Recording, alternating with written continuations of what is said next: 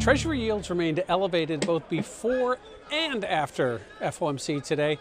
The before part came, basically we're just seeing the market hold a sustained level above 320. It's been the longest time we've done that going back to the beginning of the year. And I think that right now we have elevated yields. We have issues with the Fed coming forward that really weren't answered today. And I think we're just going to kind of keep the status quo. There really isn't a whole lot to hang your hat on with this FOMC statement, other than they're going to keep gradual hikes in place, which means December is on the board. And that will be the next moment for the Fed.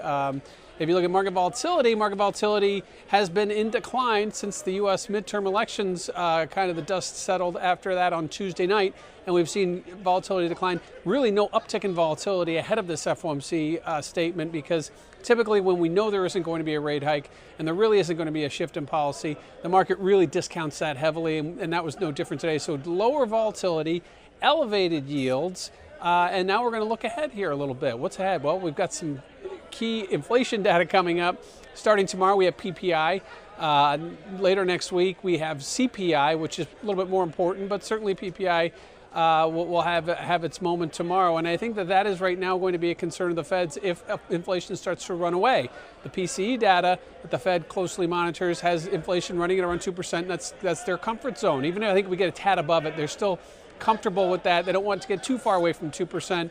Without having to maybe talk about increasing their policy tightness. But right now, I think they're very comfortable where inflation is. They're comfortable with rising growth.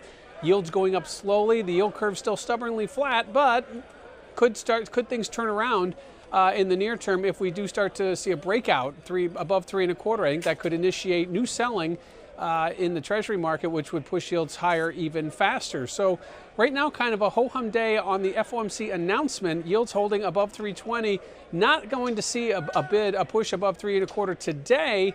Tomorrow we have inflation followed next week, and let's not forget we have Fed Chair Powell speaking next Wednesday. Something to look for.